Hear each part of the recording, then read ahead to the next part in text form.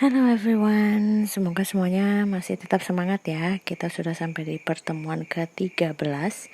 I know that you're still doing your task 7. Mungkin masih kerja tugas yang ke-7. Tapi materi ini tetap saya sampaikan supaya kalian bisa, kita nggak mundur gitu kuliahnya ya. Jadi nanti UASnya juga nggak mundur.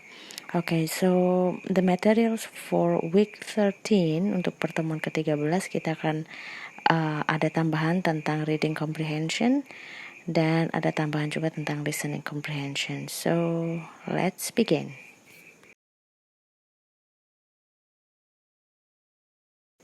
Okay, so the objectives, tujuan dari materi untuk pertemuan ke-13 ini itu seperti yang sudah tertulis, kalian bisa baca sendiri.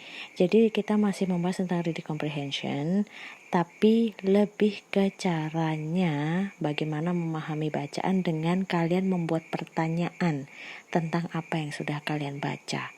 Jadi kita kan yang lalu sudah belajar beberapa tips dan strategi untuk memahami isi bacaan.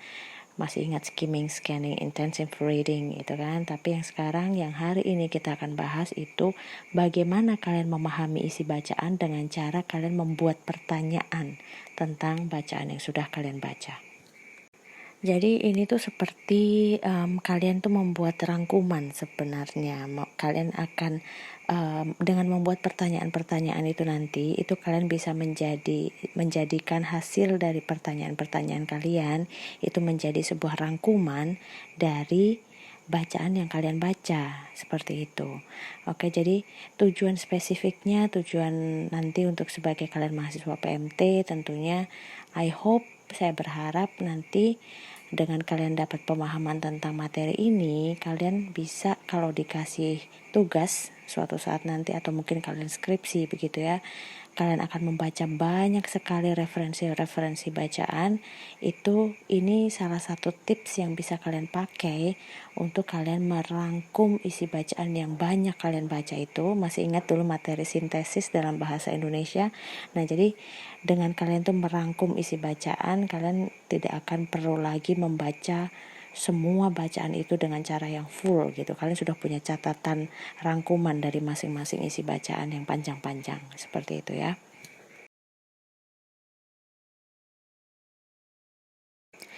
And this is our agenda. Agenda kita itu ada 2 unit yang akan kita bahas di video ini. Yang pertama adalah SQ3R atau nanti kalian lihat sendiri ada survei dan segala macam. Dan unit yang kedua itu tentang listening. So before we begin, sebelum kita mulai seperti biasa, apa yang harus kalian siapkan? Yang pertama, materi ini ada kaitannya dengan materi di pertemuan keempat dan 5 tentang tenses, terutama tentang bagaimana membuat kalimat tanya. So I want you to take a look at your handout. Lihat kembali handout dan semua materi di pertemuan keempat dan 5. Kemudian siapkan juga bacaan kalian dari handout di week ke-13 yang sudah di-upload di portal. Dimulai dari halaman 47 ya. Judulnya handout for week 13. Kemudian siapkan juga catatan kalau misalnya kalian butuh mencatat sambil nonton video, dan prepare some refreshment, snack atau apa yang mungkin membuat kalian nyaman sambil membaca dan sambil menonton maksudnya.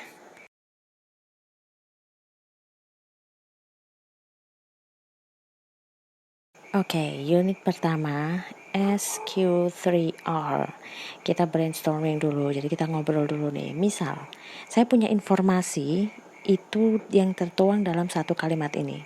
Dianti lives in Waingapu. Nah, berdasarkan kalimat itu, informasi dari kalimat itu, kira-kira kita bisa tanya apa? Kalau misalnya kita habis membaca ada informasi yang bunyinya Dianti lives in Waingapu, itu kira-kira ada 2 informasi yang bisa saya tanyakan di sini. Dianti tinggal di titik-titik-titik, atau informasi yang kedua titik-titik-titik tinggal di Waingapu. Oke, nah artinya apa? Dari satu informasi itu yang bunyinya Dianti lives in Waingapu, saya bisa mengajukan 2 pertanyaan, begitu. Nah, coba kita lihat nanti ini akan ujungnya kemana nih.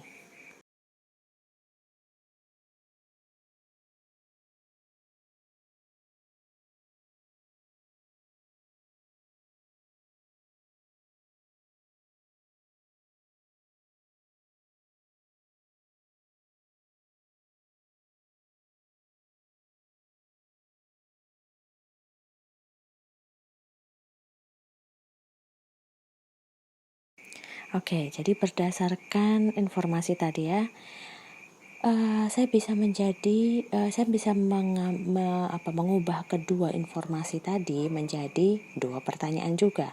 Nah, kira-kira pertanyaannya akan seperti apa? Coba lihat di gambar yang kita akan tampilkan ini. Jadi informasi yang pertama tadi, Dianti lives in titik titik titik. Dianti tinggal di mana? Gitu kan?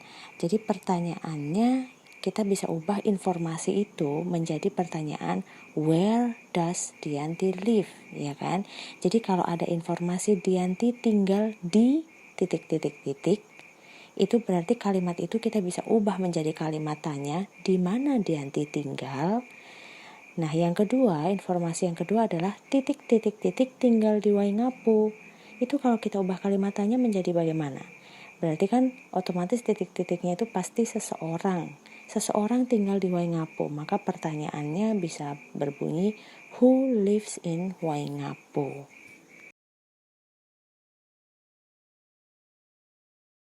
Oke, jadi sebenarnya artinya apa? That simply means artinya dalam setiap informasi yang kita peroleh, dalam setiap informasi dalam bacaan yang kita baca, itu pasti kita bisa ajukan pertanyaan.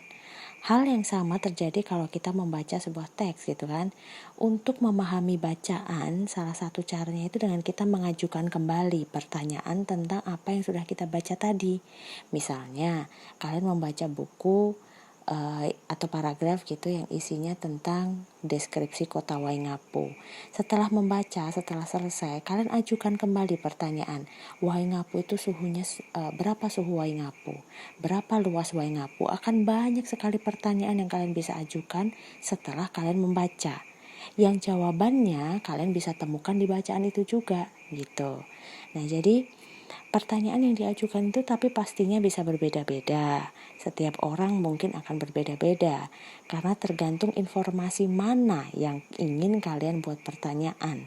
Atau dalam artian di sini informasi mana yang ingin kalian ingat-ingat dan ingin kalian jadikan bahan untuk kalian membuat rangkuman atau ringkasan dari sebuah bacaan.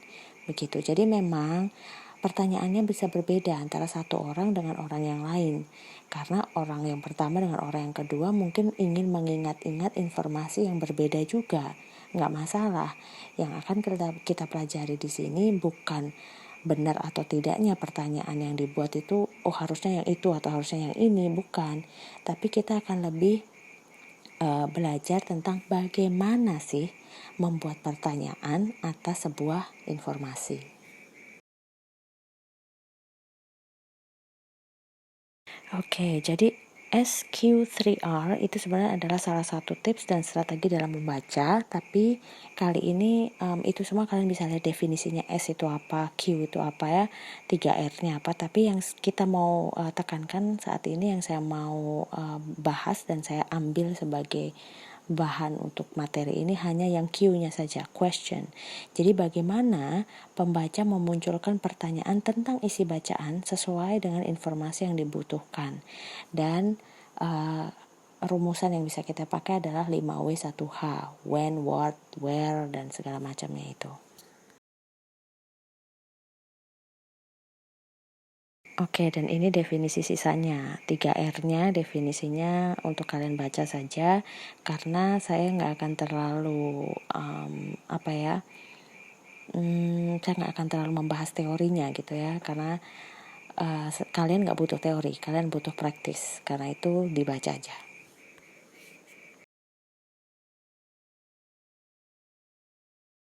Nah, sekarang pertanyaannya adalah how to create questions. Bagaimana caranya kalau kita mau membuat pertanyaan? Nah, ini yang akan kita latih.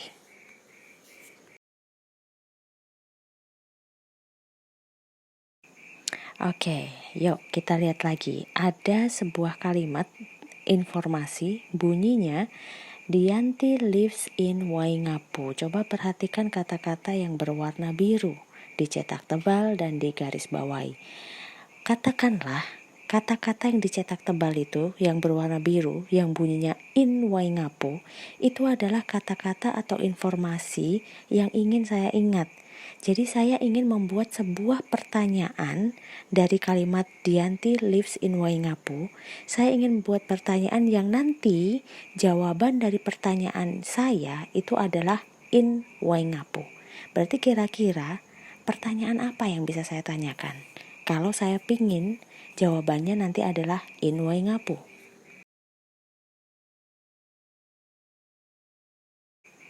So this is the steps. Ini adalah tahapan-tahapannya untuk caranya kalian membuat pertanyaan. Jadi misalnya saya punya kalimat ini tadi ya, Dianti lives in Waingapu. Dan yang saya pingin tanyakan adalah yang berwarna biru, in Waingapu. Jadi tahap pertama, coba kalian perhatikan kata yang dicetak tebal dan digaris bawahi, in Waingapu. Itu yang akan menjadi jawaban dari kalimat pertanyaan kalian nanti. Itu tahap yang pertama. Tahap yang kedua, tentukan parts of speech dari frasa tersebut. Tentukan parts of speech. Masih ingat parts of speech itu adalah verb, ada subject, mana subjeknya, mana kata kerjanya, dan itu kalian cari.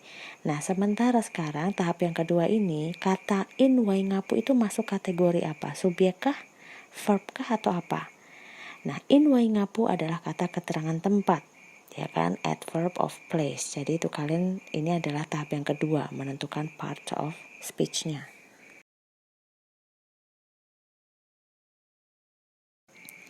The third step, tahap yang ketiga, tentukan kata tanya 5W1H yang sesuai dengan part of speech tadi.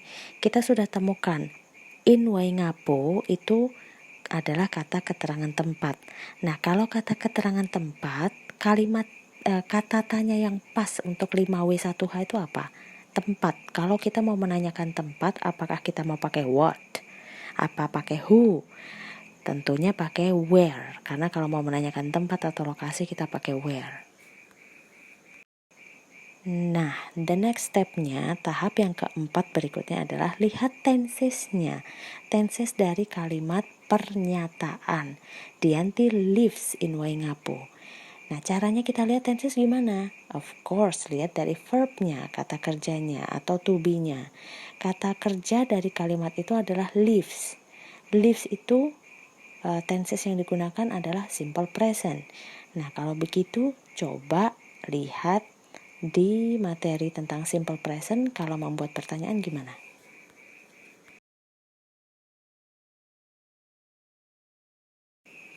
Step number 5, tahap nomor 5. Coba identifikasi sifat kalimat. Itu kalimatnya positif atau negatif. Jelas gampang dong, di situ tidak ada kata not, ya kan? Dianti lives in Waingapu, berarti dia kalimat positif. Setelah itu, lanjut ke tahap ke-6, rangkum semua rincian informasi dari kalimat pernyataan tadi. Itu kalian rangkum, kalian lihat di kolom yang kanan. 5W1H yang akan kita pakai adalah where. Tensesnya sudah ketemu simple present. Sifat kalimatnya adalah positif. Nah, berarti sekarang seperti yang tadi saya bilang, coba buka lagi di materi pertemuan keempat dan 5 tentang tenses. Bagaimana caranya membuat kalimat tanya untuk simple present. Kalimat tanya untuk simple present adalah kata tanyanya apa, 5W1H-nya dulu.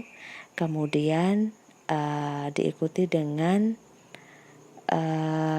do atau does. Kalau misalnya negatif ya pakai not, plus subject plus verb one. Nah, subjeknya Dianti kan, maka yang kita pakai adalah does.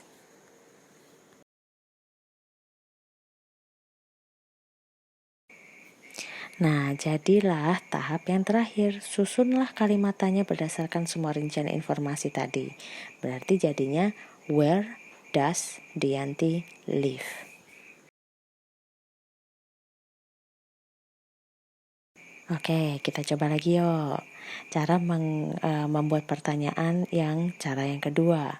Misal, dari kalimat yang sama, Dianti lives in Waingapu. Saya ingin membuat pertanyaan, tapi pertanyaan yang saya ingin ajukan itu nanti membutuhkan jawaban yes atau no. Berarti kira-kira pertanyaannya akan bunyi seperti apa?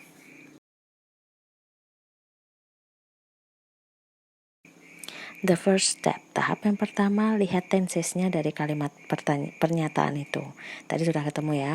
Dari mana kita bisa melihat tenses? Iya, dari verbnya. Ini tadi sudah ketemu, pakainya simple present. Ya kan? Dan kemudian subjeknya adalah Dianti, berarti satu orang.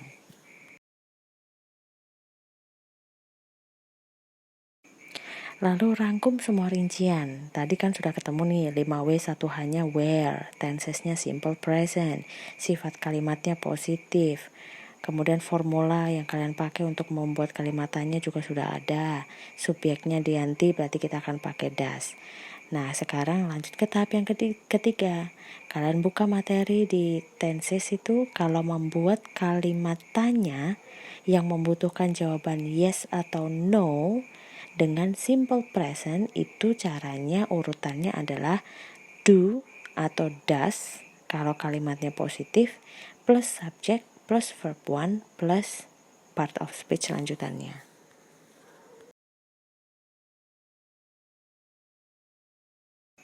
Maka kalimat kalian akan berbunyi, kalimat tanyanya akan berbunyi, does Dianti live in Waingapu? Itu kan kalian jadi memiliki sebuah pertanyaan, apakah Dianti tinggal di Waingapu? Jawabannya apa? Yes atau no kan? Nah, itu yang dimaksud dengan membuat kalimat tanya yang jawabannya yes atau no.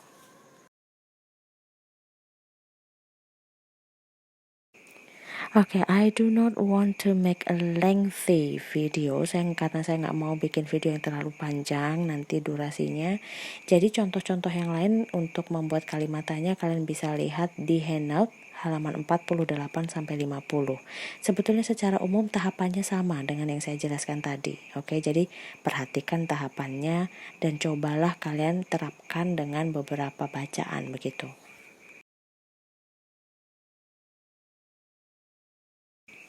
Sekarang saya pengen memberikan contoh kalau misalnya tadi kan contohnya hanya satu kalimat aja. Nah sekarang kalau misalnya dalam sebuah teks yang benar-benar ada teksnya, setelah kalian baca satu paragraf, kemudian kalian harus membuat pertanyaan. Nah caranya seperti apa? Let's see.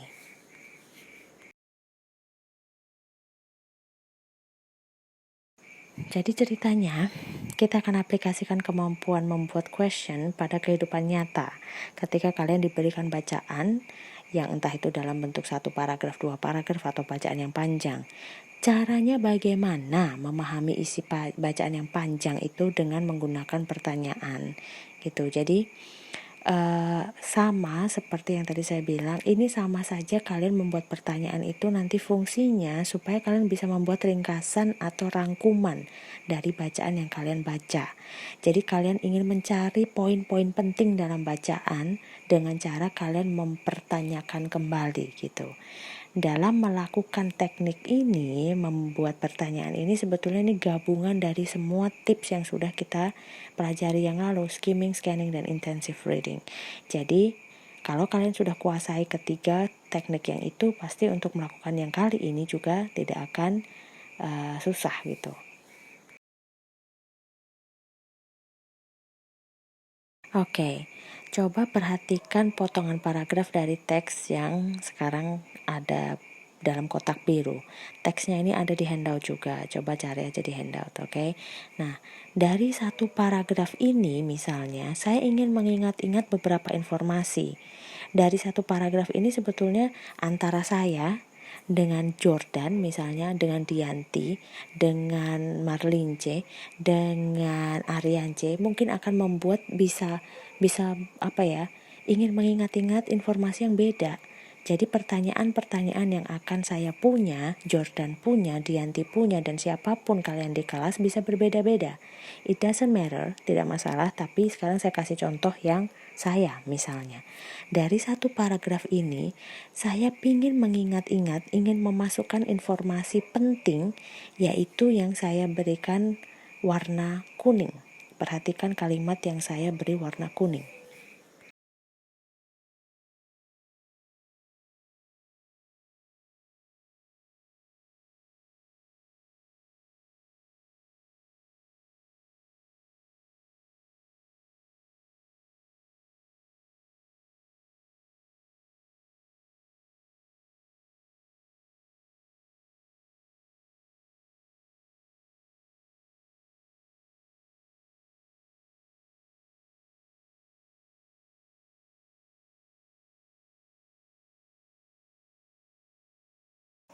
Oke, kalimat saya yang berwarna kuning tadi berbunyi, the sign of the square root is y. Nah, dari informasi kalimat itu, saya ingin mengajukan pertanyaan. Otomatis pertanyaannya apa? Ya bisa, kalau saya dari satu kalimat itu, saya bisa membuat dua kalimat tanya. Y is, karena itu kan coba baca lagi kalimat kalimat informasinya. The sign of the square root is y. Jadi simbol untuk akar kuadrat adalah y. Jadi dari kalimat itu saya mau membuat yang kalimat tanya, y adalah titik dan kalimat tanya saya yang kedua nanti adalah simbol untuk square root. Simbol untuk square root adalah titik. Artinya dari dua kalimat titik-titik itu akan saya ubah menjadi kalimat tanya. Caranya seperti apa? Kalian lihat di box gambar yang sudah saya buat seperti ini.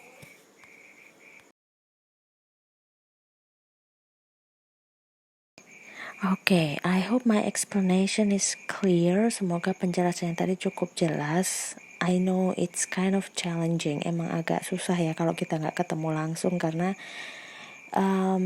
memang akan banyak mungkin kalian masih bingung tahapannya, but please bear with the situation, bertahan dulu. Cari cara bagaimana caranya untuk kalian paham. Mungkin kalian bisa tonton ulang-ulang videonya, atau mungkin please ask me question, tanya saja kalau ada yang tidak kalian jelas gitu dari penjelasan yang sudah diberikan di video. Oke, sekarang kita akan masuk ke discussion. Ada practice 1 and practice 2. Kalau kalian lihat ada di handout itu. Semoga kalian sudah kerjakan. Di sini saya akan bahas cara menjawabnya dan jawabannya apa.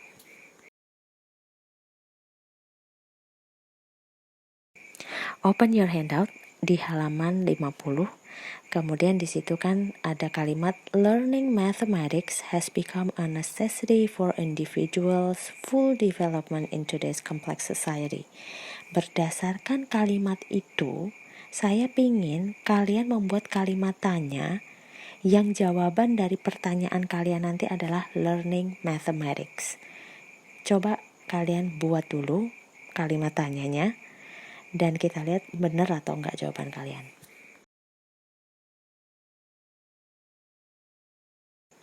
Oke, melalui tahapan yang sama seperti contoh tadi. Tahap pertama, lihat dulu tenses dari kalimat pernyataan. Kalau kalian lihat di situ, verb yang dipakai adalah has become. Masih ingat di materi tenses? Has become itu berarti tenses yang dipakai adalah present perfect. Kemudian kalian lihat subjek kalimatnya apa? Subjeknya adalah learning mathematics. Itu adalah subjeknya.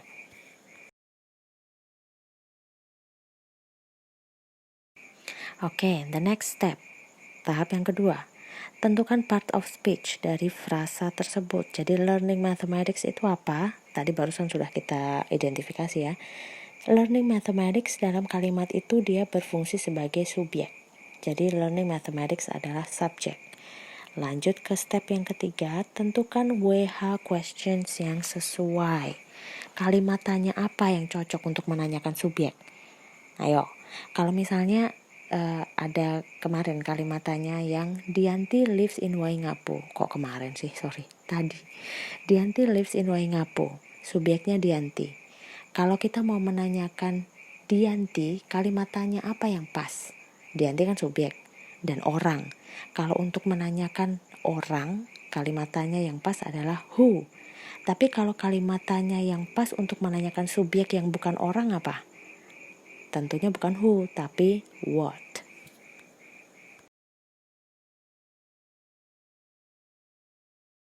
Lalu ke step yang kelima, identifikasi sifat kalimat. Kalimat itu positif atau negatif. I think this one is so easy karena kalian tidak menemukan ada kata not di situ. Berarti kalimat ini adalah kalimat positif. Oke, jadi lanjut ke tahap ke-6. Rangkumlah semua rincian informasi yang sudah kalian dapatkan tadi. 5W 1H yang akan kalian pakai adalah what, tensesnya present perfect, sifat kalimatnya adalah positif. Nah, berarti balik lagi di materi pertemuan keempat dan 5, coba cari bagaimana formula atau rumus untuk membuat kalimat tanya untuk tenses present perfect positif. Nah, bentuknya adalah what, when, where, apa itu kalimat WH questionnya, plus has atau have diikuti dengan verb dan diikuti dengan part of speech lanjutannya.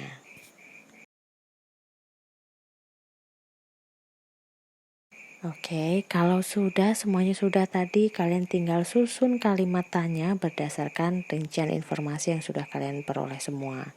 Pertanyaannya menjadi, what has become a necessity for an individual's full development in today's complex society? Jadi itu adalah kalimat tanya untuk pernyataan learning mathematics has become a necessity for an individual's full development in today's complex society. Ini yang menjadi kalimat tanyanya yang ini, yang ada di kotak kolom sebelah kanan. Benar nggak jawabannya kalian tadi?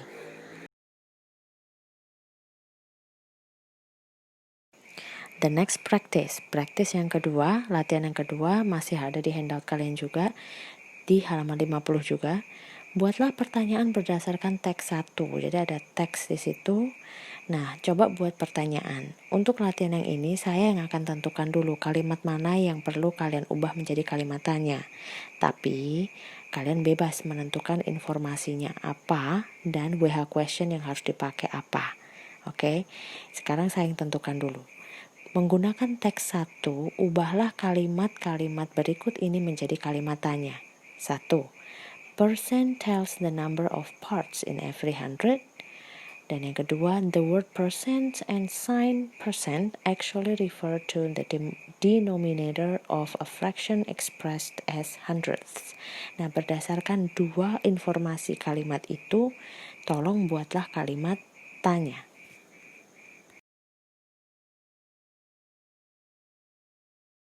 Oke, untuk yang nomor 1.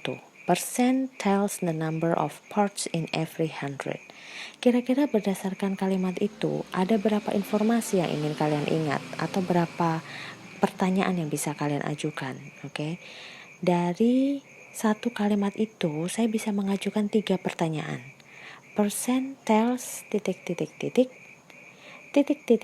tells the number of parts in every 100. Dan pertanyaan yang saya bisa ajukan yang ketiga adalah percent tells the number of parts ...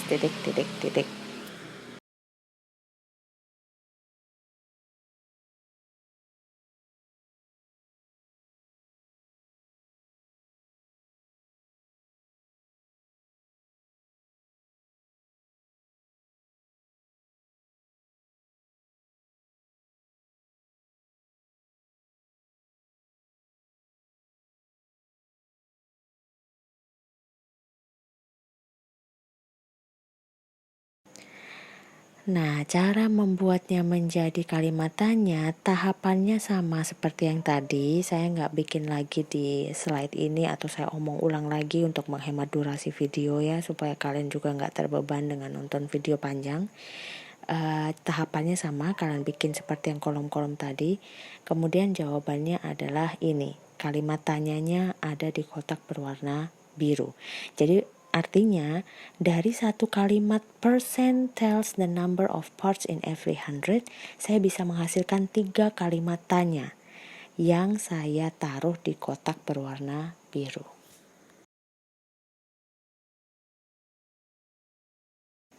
Same thing here. Hal yang sama akan kita lakukan juga di pernyataan yang nomor 2. The word percent and sign percent actually refer to the denominator of a fraction expressed as 100. Berdasarkan kalimat itu, kira-kira berapa pertanyaan yang saya bisa ajukan? Saya mau mengajukan satu pertanyaan aja. The word percent and sign percent actually refer to ...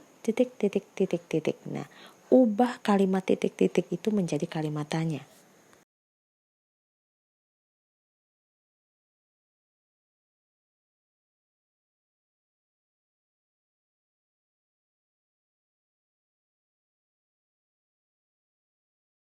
Dan inilah hasilnya. Kalimat tanya yang saya hasilkan ada di kotak berwarna biru. Tahap yang kalian lakukan adalah tahap yang sama. Jadi Bu, kok bisa tiba-tiba jadi itu kalimat tanya yang ada di kotak biru itu caranya gimana? Caranya sama seperti yang tadi kita bahas tentang contoh-contoh yang sebelumnya tadi. Jadi tahap pertama tentukan part of speech, tahap yang kedua tentukan kalimat tanya yang sesuai, dan seterusnya dan seterusnya. Tahapannya sama. Lihat kembali di slide yang atas.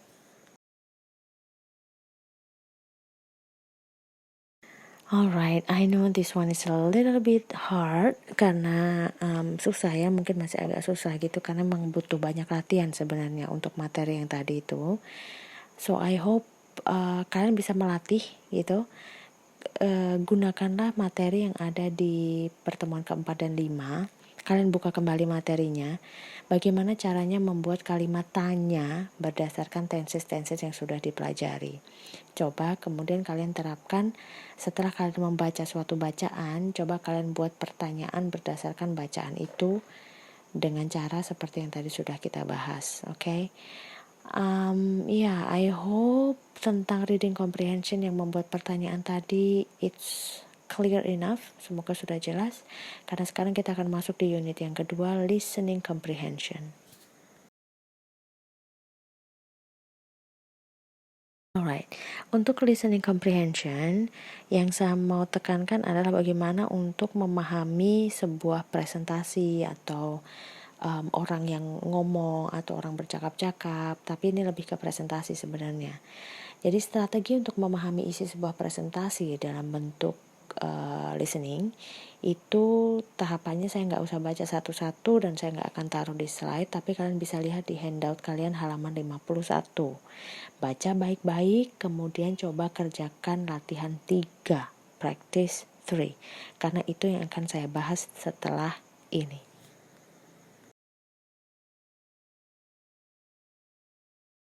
Oke, sudah dikerjakan practice 3-nya, ada 6 pertanyaan di situ dan semoga kalian sudah tonton juga videonya.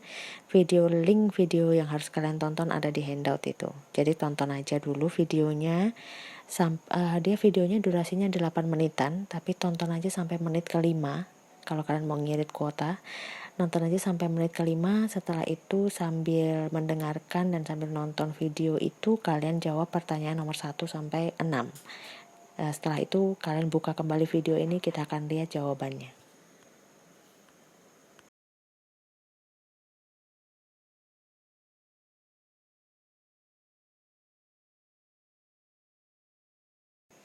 Oke, jawaban pertanyaan nomor 1.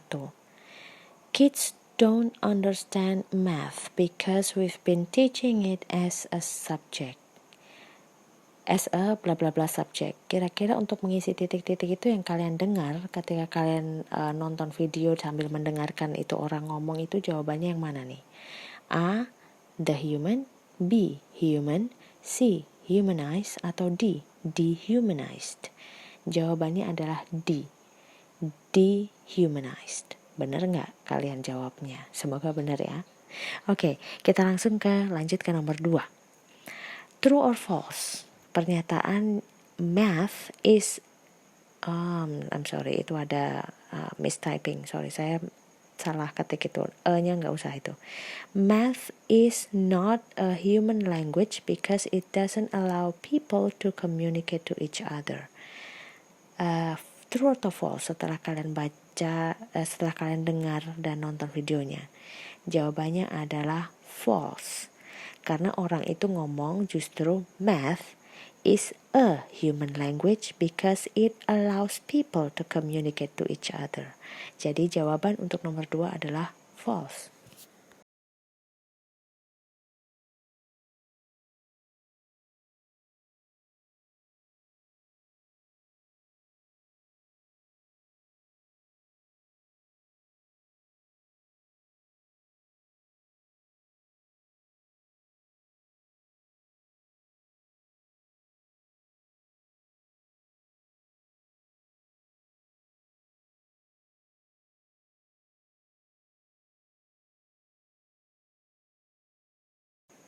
Number 3, fraction is the foundational to blah blah blah blah blah, trigonometry and calculus. Kalian sambil nonton video itu yang kalian dengar apa? Apakah algorithm atau amalgam atau algorithm atau aljazeera? Jeez, sorry, itu yang A itu salah itu. Saya punya ini ya, pilihan double A dan C pilihannya sama. But anyway, jawaban yang mana? Yang benar yang kalian dengar. Jawabannya adalah antara A atau C. Jadi kalau kalian jawab A benar, C juga benar karena memang itu jawabannya. Okay? Next, number 3. Is there a way to make fractions simple and easy for kids to understand? Jawabannya yes. Oke, lanjut ke nomor berikutnya. What approach do we need to make math is easy to understand? Jawabannya adalah language. Dan untuk kalimat untuk pertanyaan terakhir, what is the main topic of the speech? Jadi setelah kalian dengar dan kalian nonton itu video, intinya sebenarnya itu video ngomongin apa sih? Apakah yang A, mathematics is a hard language? Apakah yang B, how to teach mathematics to adults? Apakah yang C, how to teach fractions to kids? Atau yang D, how to teach mathematics to kids? Jawabannya, topik dari orang ngomong itu di video itu adalah yang D, how to teach mathematics to kids. Mungkin dari kalian ada yang menjawab yang C. Wah, Bu, enggak, itu orang ngomong tentang pecahan kok, tentang fractions kok. Betul, tapi ingat-ingat kembali materi pelajaran dalam bahasa Indonesia itu juga berlaku dalam bahasa Inggris. Topik utama itu artinya itu yang keseluruhan, yang dibahas secara keseluruhan. Video itu memang membicarakan tentang fractions, tentang pecahan, tapi intinya itu dia bukan ngomongin pecahannya. Ketika dia membicarakan tentang fractions atau tentang pecahan, itu hanya memberikan contoh aja. Dia adalah kalimat penjelas lah kalau dalam bahasa Indonesia. Tapi inti besarnya, topik utamanya itu adalah bagaimana mengajarkan matematika pada anak-anak. Bukan bagaimana mengajarkan pecahan pada anak-anak. Oke, tapi yang D jawabannya.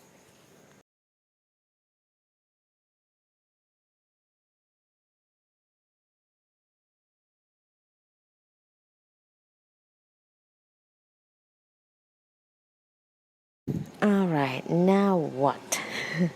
Sekarang apa? Kami harus ngapain, Bu? Kerja tugas apa? Gitu kan, pasti pertanyaannya. But no, tenang. Belum ada tugas dan mungkin berdoa saja. Saya tidak akan kasih tugas sampai sebelum UAS, I think. Karena perjalanan kita masih panjang dan materinya sudah semakin berat. So, yang saya kepingin adalah dengan tidak memberikan kalian tugas di beberapa materi terakhir ini, saya ingin kalian punya lebih banyak waktu untuk lihat ulang-ulang videonya. Okay? So, saya kasih bocoran dulu. Untuk pertemuan 13 sampai ke 15 sebelum UAS nanti, you do not have any task to do. Saya nggak akan kasih tugas. Tapi Tapi diingat-ingat konsekuensinya adalah I want you to really understand the materials. Tolong pahami betul materi dari pertemuan 13 sampai ke 15 nanti. Karena materinya sudah berat. Dan kita tidak ada pertemuan langsung, jadi akan sedikit lebih menantang untuk kalian pelajari. Oke, jadi saya ngomong ulang lagi ya, kalian bosan-bosan deh. Tidak ada tugas untuk pertemuan 13 sampai 15 nanti, tapi tolong pahami betul. Karena nanti ketika kalian UAS, kalian gak bingung lagi, supaya kalian gak bingung lagi gitu. Okay, so yeah, I think this is the end of week 13. Kalian tunggu saja nanti untuk pertemuan minggu ke-14 dan 15. I will upload another video. Tetap positif. Please stay healthy, stay safe, and if I have any other informations selain materi dan selain apa nanti akan disampaikan. And yeah, I will see you on the next videos. Bye bye.